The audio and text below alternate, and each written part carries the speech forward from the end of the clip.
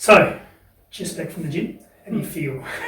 Well, I want to say I'm exhausted, but actually I feel amazing. So it got me thinking because I don't know if you remember, one of the guys afterwards was asking about what we do, and I was talking about peaks, and he said his comment was, that's great, sounds amazing, but his comment was, I couldn't do it. And his comment was more around not that he wouldn't want to do it. He understood. He understood that to get wellness, all those pillars need to be lined up and peaks underpin that. And he got the message, but his major challenge, and this is the question I have for you, the major challenge was, I couldn't do it. It's too onerous with my current lifestyle. I've got kids, I've got a family, I've got a job. So there's the challenge. The challenge is for those people who listen to what we talk about, and they go, wow, those guys are amazing and you guys are fit, but you do have the flexibility. It is what you do for a living. So therefore, I couldn't do everything you do and have my normal life. Yeah, I get this question a lot as well. So what do you do? What's the answer? Because I don't want to do peaks anymore because I'm just too busy.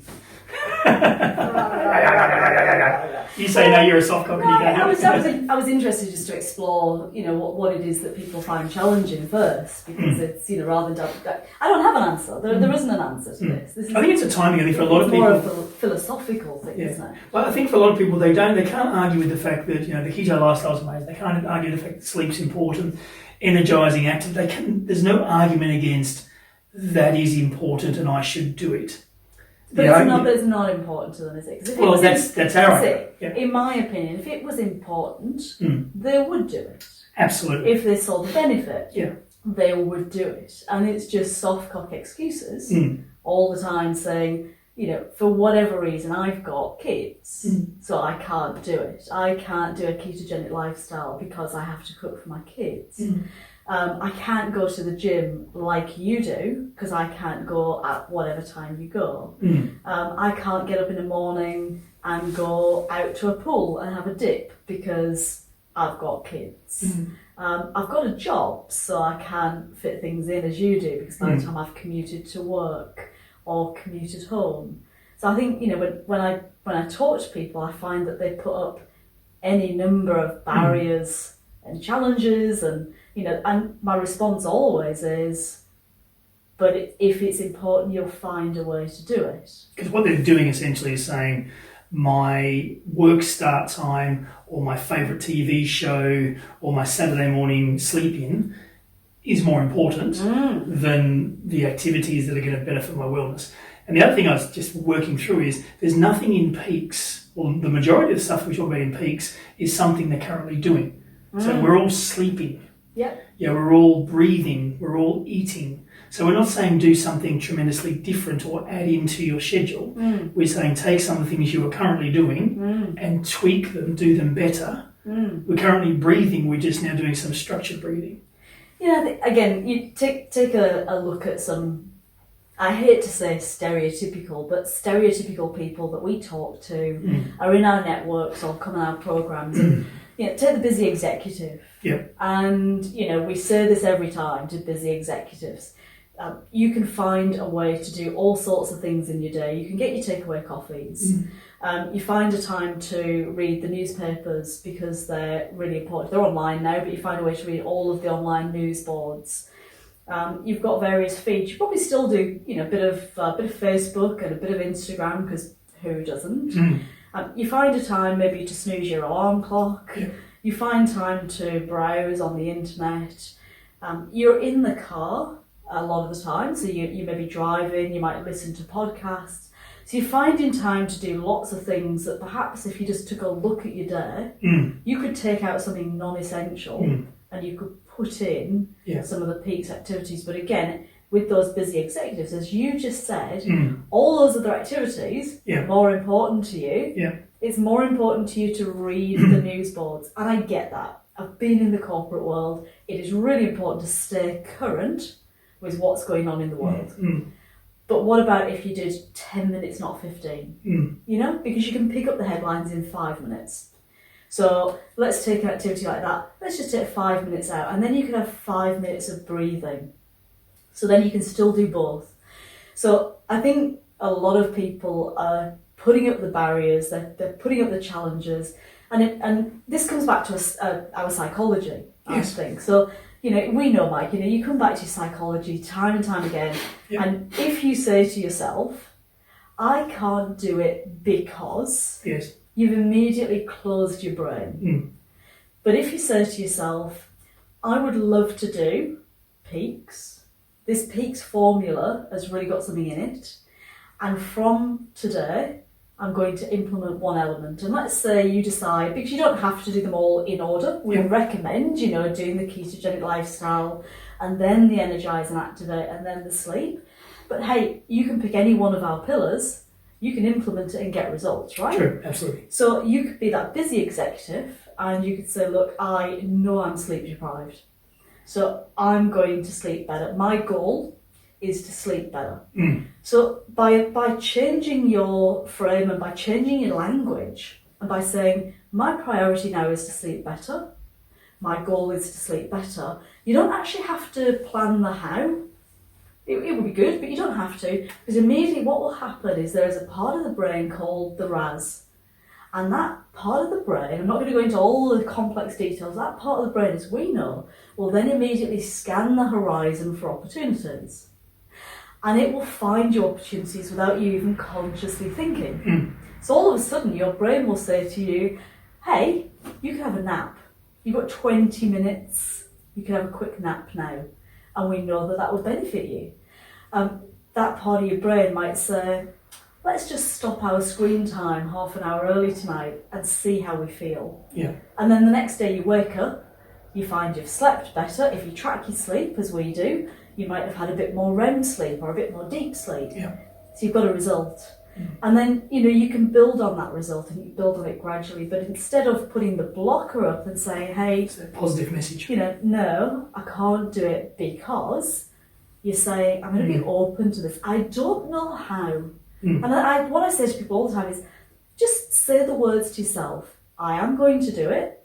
I don't know how at this point. And it's interesting, we've done a lot of coaching over the years, and a lot of time when you do the prioritisation time management piece, one of the first steps is to get the person to literally write out everything they do in their 168 hours of the week. When someone physically goes through the activity of writing down, I wake up at 6 a.m. or 7 a.m. or 8 a.m, go to the toilet, have breakfast, and they literally write it all down, one thing becomes very evident: we waste a shitload of time each week. Everybody is. And it's in there in black and white. And what it is, sends a message to the brain that there is huge gaps in my day where I do things that I don't need to do. Now, whether that is staying in bed till 7:30 when I could easily get up at 7, whether that is watching a favourite TV show every night of the week when I could record it, which is so easy, and play it back at an appropriate time. Whatever it is, every time, every day, every week, we have these times that we are doing things that are in that fourth quadrant. That they don't really achieve anything. They're just nice to haves, nice to do's. And so when you've done that, when you do that activity, it becomes in black and white. There is a huge opportunity for me to do some of the peaks activities, and the brain can no longer have that reconciling with I don't have time, I can't do it. That's it. And so now you said if you've already planted the I want to do it, I just got to find a time. Those two pieces of information start working together to That's happen. it. And then I think the other thing is quit whinging. Let's face it. Let's be a bit brutal. I look around at all of the people that say this to me, friends, family, my network, clients, and quite frankly, I say to a lot of them, just quit whinging. If you want it, then just do it. Which is what we all do. If there's something we really want, we all find a way to do it. So, unfortunately, there are so many people out there, the soft cocks of the world that we affectionately call them, who love to have a reason not to achieve and not to get the peak performance, not to get what they want. And their default is, I can't because. And their brain is constantly looking for excuses. So it is toughen up. Peaks is not for someone who doesn't want to make a commitment. If they make a commitment, they get the results. If they're not prepared to, they're not going to get the results. So a really good example was Nolanda that I saw the other day, and she said to me, I really want to sort my body out, everything, my neck hurts, and when I try and do things like karate, because I love karate, my knees hurt, and I want to lose a bit of weight, but she says I can't fit it into my day, I'm busy. But things like, I said to her, do you watch TV? Yes, I do. Well, could you sit down and do a bit of movement, a bit of flexibility, a bit of stretching while you watch TV? Oh, I suppose I could. So then, all of a sudden, you've got somebody who totally believes that she can't do it. Absolutely. But she finds a way to do it. And so I think, there's all that psychology, there's all the, don't be a soft cock, just get on and do it. Find a way. There's always a way. Prioritise it. Tell yourself you are going to do it. Tell yourself you'll find a way. So, tell the Raz in the brain that, this is going to happen. Have a look at your days, have a look at your weeks, and there'll be those chunks of time, like you said, that you can use. Then I think the other thing is, peaks isn't that hard. It's not that hard. It really is quite simple. It's blindingly simple for amazing results. It is. And I think, as I said earlier, we're not trying to get you to change your entire life. We're just tweaking some of those things you currently do, adding a few new elements. It's not that hard, but if you do them all and do them together and do them well, the results are outstanding. The frightening thing is, once you've done it, there's no one who's been through peaks who's then said, I tried peaks, but I really don't have time. I'm going to go back to my old way. Every single person who's successfully transitioned and found their own peaks formula and it's working for them sticks with it. Well, it just becomes part of their life. They do, but you and I have experienced this, haven't we? I certainly know that when I started my journey, that I started out with a bit of resistance, and I think everybody's got a bit of resistance. You're a princess. Oh, I was not a princess. But you do, you have that bit of resistance where, you say to yourself, I don't believe that'll work. Yes, absolutely. Whether it's giving up alcohol, whether it's, we've done the caffeine experiment. So I know how much resistance you had when you gave up caffeine. Yes, I was slightly resistant. Yeah, just a bit. So anything that's new or different, or anything that somebody tells you, you have a bit of resistance to at first. But if you accept that you've got that resistance and you say, well, hang a bit, why don't I just try this? I'll try it and I'll see how it goes.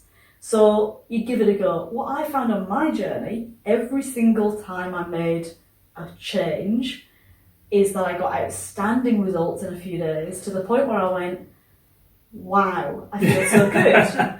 It's very difficult to go back, isn't it? And then you say, well, I can't go back because I don't want to feel like I did before. And then you do something else and you say, wow, I can't believe I feel this good. Yes. And then you do something else and you go, I don't even believe it's possible to feel this good. Yes, never felt this good. Yeah. You keep going and you do get to that point of no return, because you suddenly realise all the things that you've been doing were not helping you. And it is possible to feel amazing. It is possible to look amazing. It is possible to perform in the gym. It is possible to be a better parent. It is possible to be better at work. And you don't want anything else. But it is true that first few days of resistance are hard. Yeah. And that's what you got to push through. Absolutely. We all forget, because of our lifestyle, we forget the possibilities. Yeah. We forget what it's like to wake up in the morning energised. Yeah, we do. And we've all done it. Yeah. But we forget how bloody good that feels when Yeah. you spring out of bed and your head is clear and your eyes are clear and your body's full of energy. And we forget how exciting it is when you can exercise and it doesn't hurt. When you can breathe and all these things you forget. You do forget. But when you experience it again, when you taste that beautiful feeling of being well and enthusiastic and invigorated, you go, that's right, that's what it feels like, and you never want to go back. So I just say to people, Toughen up. Toughen up and just make a start. Good. Find a place and make a start. That's what I told old mate in the gym this morning. Excellent. Let's see how it gets on. Toughen up, princess. Get on with it. Don't be a soft cock. Just start and you will love it. Good chat. Excellent. Let's see how he goes. Thanks, Lynn.